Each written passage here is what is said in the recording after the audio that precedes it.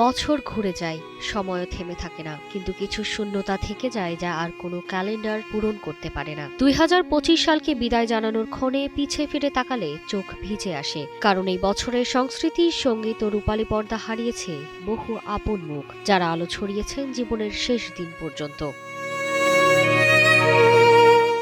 বছরের শুরুতেই নেমে আসে প্রথম শোকের ছায়া। বাংলা চলচ্চিত্রের শক্তিমান অভিনেত্রী অঞ্জনা রহমানের বিদায়ে স্তব্ধ হয়ে যায় শিল্পাঙ্গন। নৃত্য থেকে অভিনয়, দেশ বিদেশের পর্দায় যিনি ছিলেন এক অনন্য অধ্যায়। রূপালী পর্দার নবাব খ্যাত অভিনেতা প্রবীর মিত্র বিদায় নেন 5 জানুয়ারি। বাংলা চলচ্চিত্র হারায় এক অভিজাত অভিনয় শৈলীকে। দীর্ঘ অভিনয় জীবনে তিনি অসংখ্য চলচ্চিত্রে চরিত্রের গভীরতা আর ব্যক্তিত্বের ছাপ রেখে গেছেন। টেলিভিশন ও চলচ্চিত্রের পরিচিত মুখ গুলশান আরা আহমেদের প্রয়াণেও নেমে আসে নীরব শোক। টানা তৃতীয়বার অর্জন করেছে দেশের সেরা সুপার ব্র্যান্ড স্বীকৃতি বসুন্ধরা টিস্যু।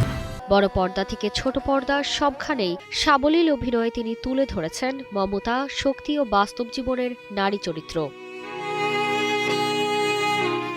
সঙ্গীতাঙ্গনেও 2025 সাল বয়ে এনেছে গভীর বিষাদের সুর। 13 সেপ্টেম্বর না ফেরা দেশে পাড়ি জমান লালন সম্রাজ্ঞী ফরিদা পারভিন। 5 দশকের বেশি সময় ধরে যিনি গান দিয়ে ছুঁয়েছেন মানুষের চেতনা, তার বিদায়ে সঙ্গীত যেন মুহূর্তের জন্য থমকে দাঁড়ায়।